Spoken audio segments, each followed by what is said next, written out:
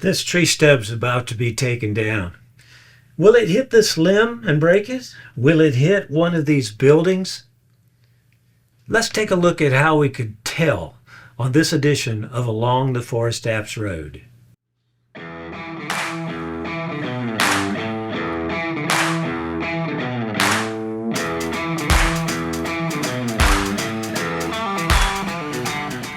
Hi, and welcome to this edition of Along the ForestApps Road podcast. I'm Tim Hard, your host, and this week we're discussing how can you plan to keep those situations from happening that you didn't want to happen. In other words, how can you plan to keep and reduce a lot of damage out there, felling trees, pruning limbs, those kinds of things, to make sure that you don't have any issues. I'm going to start off a little bit with what we call height measure, because there's many ways that you can be able to check to see, can that tree hit the limb and knock it down? Can that tree that's falling hit a building or some other power line or other obstacle that you don't want to damage? Are there workers or bystanders that also could not be back out of your work area far enough? All of those things can be checked really with guesstimating the height of the tree or the object. And so that's what today is all about. Those are some things that we can take a look at using a height measure. To go through a little bit of history, Soren Eriksson and I, over the years, we came up with a little tool. Soren had gone to Sweden one summer and came back with a forestry tool that someone had given him. And what it was a tool to be able to measure the height or board footage of a tree, similar to what Forestry United States used, like the Biltmore stick. What it actually was a device that you could more or less hold up to your eye and be able to check the prism diameters of the tree, so you could get the diameter of the tree and then be able to check the height. And they used that in thinning processes. In other words, when they went into the tree stand as a thinner with a chainsaw or a brush cutter, they would try to estimate which stems to leave, which ones to lose, and or to take out, remove. And so they had a prescription that they had to follow. With that tool, they could go in and stand in one location and be able to take that site and be able to check all the way around that particular area to see what trees needed to be removed, what trees remained. So he brought that back, and we were looking at it. He was showing me how it worked. A gentleman had showed him in Sweden.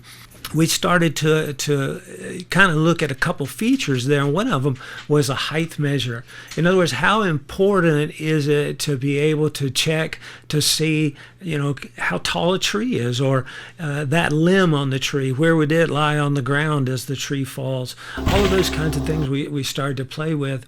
And I said, well, this thing uses some kind of a triangle, similar to what we've done with a stick. We always used what we call a stick trick, and it was to be able to take a stick and get the length of your arm and then use it backing up or going forward to see where that particular spot on the tree would land.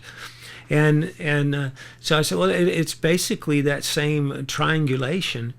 And so I laid one out on a piece of paper, put some laminate over it, and we started to look at formulating what we call the pro site.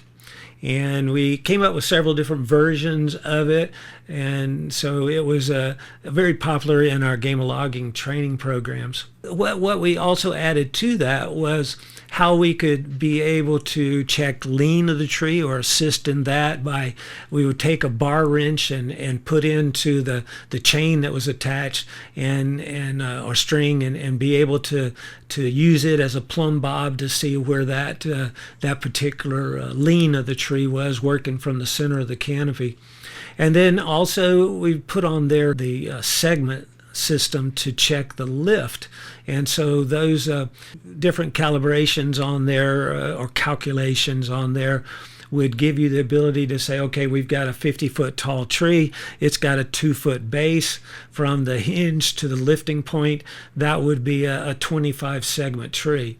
Or a 100-foot tall tree with a 2-foot base would give you 50 segments. So 1-inch lift at the base would more or less give you 50 inches of movement in the top. And it's very calculative.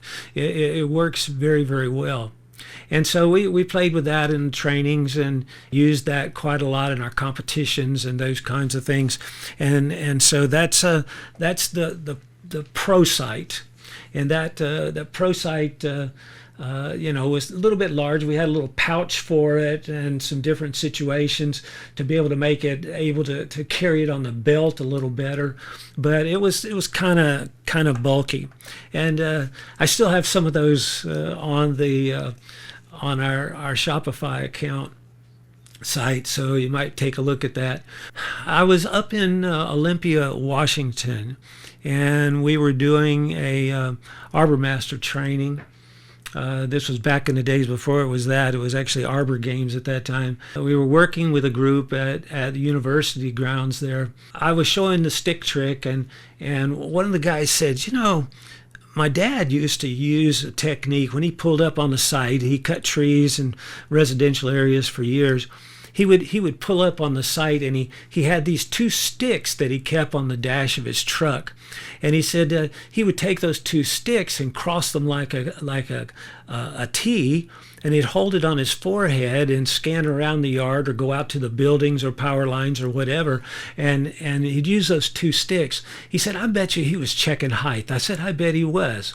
So we played with it there just a little bit, and that gave me an idea. We came back and we formulated what we called the cross sight. And that cross sight gives us the ability to fold it and makes it a little bit less cumbersome as far as carry. It can go in a smaller pouch, or it could actually go into a pocket very easily. And so that kind of changed things for some of what I was doing. We did add a little bit of basics as far as the segments go with the cross sight, but more or less it's just very brief in that category. But they can easily be able to be checked. And we also added a string to it, and then also the cross area points on the cross sight can be used to check levels. It can be used to check limbs going out sideways. You could actually stand under a limb if you've got a tree or a stem that's coming down and be able to check the height of that to that position. A tree or stem still above that location you're standing, then it's going to hit it. We did that quite a lot in checking with power line work for right-of-ways, because you could go out underneath the power line, take the tool, be able to check from that location, look around, scan to see any trees that were above your locators on the sites would actually hit the power line. And so it became a tool that was very advantageous for that.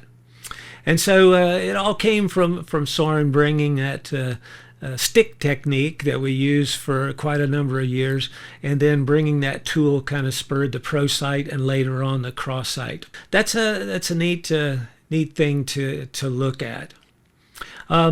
Lift calculations I mentioned are kind of a byproduct of that, and it can be quite handy when thinking about a back-leaning tree that you need to jack forward with a wedge, or how much movement in the top you need for that particular tree to go forward under its own weight. Checking lean can be done with a string from the tool, hold it up like a plumb bob, and put a wrench in that string and be able to use it as a plumb bob, and so that can give you quite a lot of knowledge. But just going back and checking that the height of that tree to that position is really what we're mainly trying to do, to keep people back far enough to keep objects out of danger. And so using height measure, whether a stick or a cross sight, can be a huge advantage for you. One thing that I have put on, and I'll put the links on here, I have a special going on our Shopify site, our e-store, on the cross-site tool. I have put a code in for a 50% discount.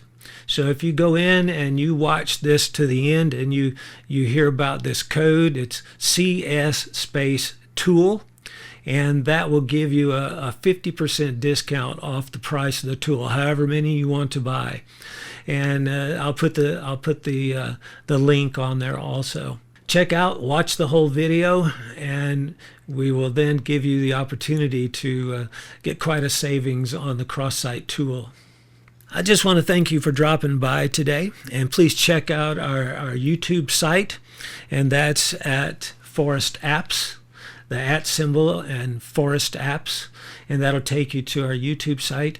On Instagram, it is Forest Applications Training with a down space in between each word, and that'll take you to our site on Instagram.